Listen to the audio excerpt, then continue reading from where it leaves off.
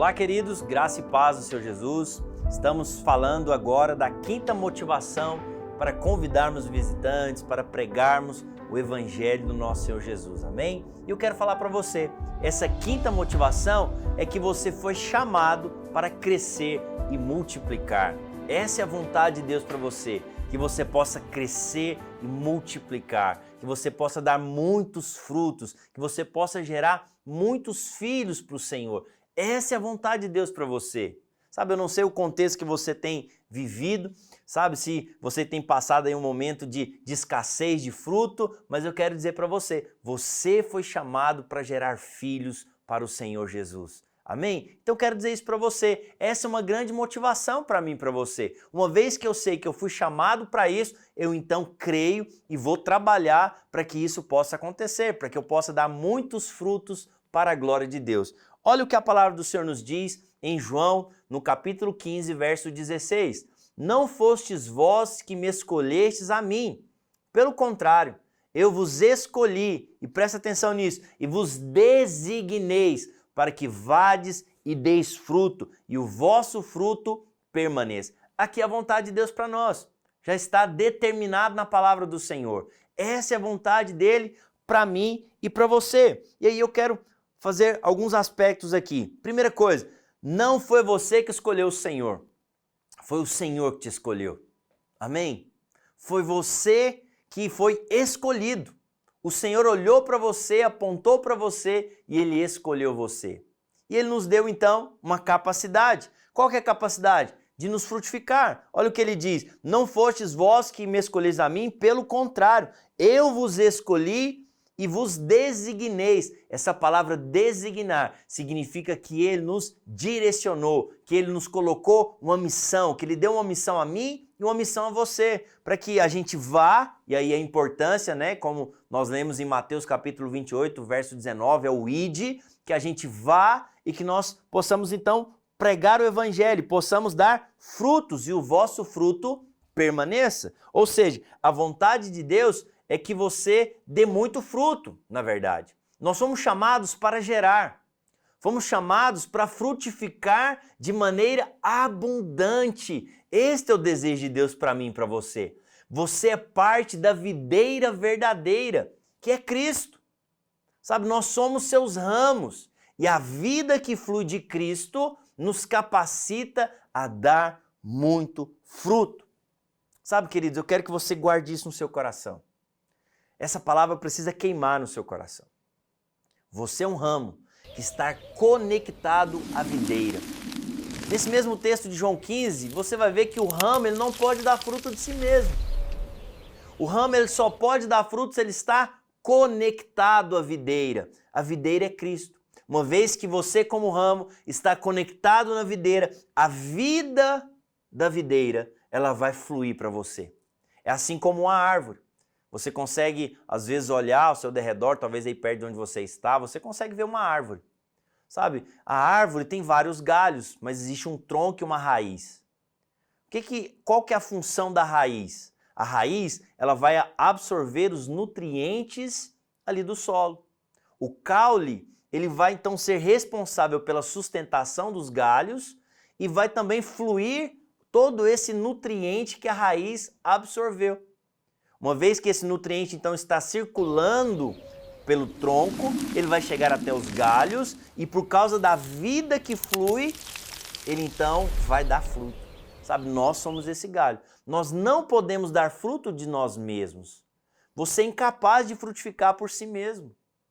Todas as vezes que nós tentamos frutificar com o nosso braço, com a nossa própria força, são frutos amargos. São frutos que infelizmente não permanecem. Mas quando você entende que você foi chamado para isso, que você é um galho que está conectado a Cristo, e porque você está conectado a Cristo, você então vai dar fruto, aí acredite, serão frutos doces, serão frutos que serão para a glória de Deus. A palavra do Senhor então nos diz que você foi chamado para crescer e para multiplicar. E como você então pode dar fruto? É o que a palavra do Senhor nos diz aqui em João capítulo 15, verso 4. Olha só o que a Bíblia nos diz. Permanecei em mim e eu permanecerei em vós.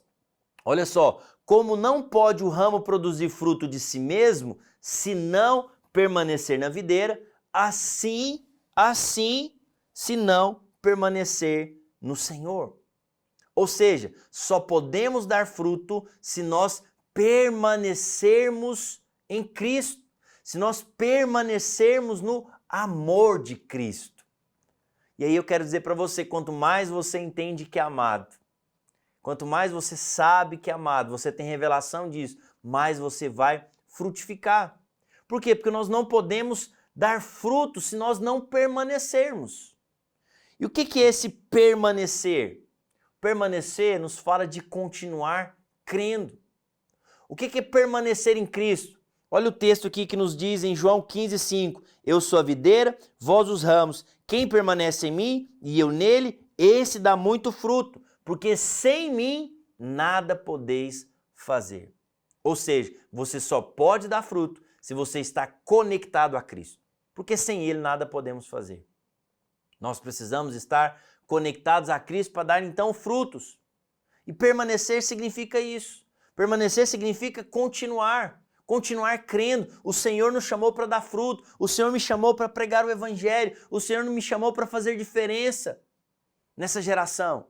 E aí então quando você permanece, mesmo em face das lutas, das adversidades, mesmo em face daqueles momentos que você parece estar passando por um deserto que nada frutifica. Sabe, querido, no deserto nada frutifica. E é importante dizer algo também. A palavra do Senhor nos diz, no Salmo capítulo 1, diz, olha, que nós somos como árvore plantada junto a ribeiros de água, que no devido tempo dá o seu fruto. E aí eu quero dizer para você, sabe, eu não conheço, posso estar equivocado, mas talvez aí na sua região possa ser que exista. Mas eu não conheço nenhuma árvore frutífera que dá fruto o ano inteiro. Já percebeu? Parece que existem épocas de certas frutas. Então eu vou falar para você de uma fruta que eu gosto, manga. Você percebe que mais para o findar do ano, por volta de setembro, outubro, as mangueiras começam a se encher de flores, pequenos frutos, porque você sabe, final de ano é época de dar fruto. Mas o galho da mangueira, ele só pode dar fruto por quê? Porque ele está conectado com ali o caule e consequentemente com a raiz. Então presta atenção, se aquele galho for cortado e lançado fora, se esse galho desconectar-se da mangueira, ele não pode dar fruto, na verdade ele vai morrer. Agora, a mangueira não dá fruto o ano todo. Por que eu estou dizendo isso para você? Porque talvez você está passando por um momento que você não está frutificando, seja na sua célula, no seu discipulado, na sua igreja. Mas você sabe, a Bíblia diz, há tempo de plantar e há tempo de colher. Talvez você está passando por este momento de deserto, e no deserto realmente, dificilmente as coisas vão brotar, a não ser que você realmente permaneça na videira.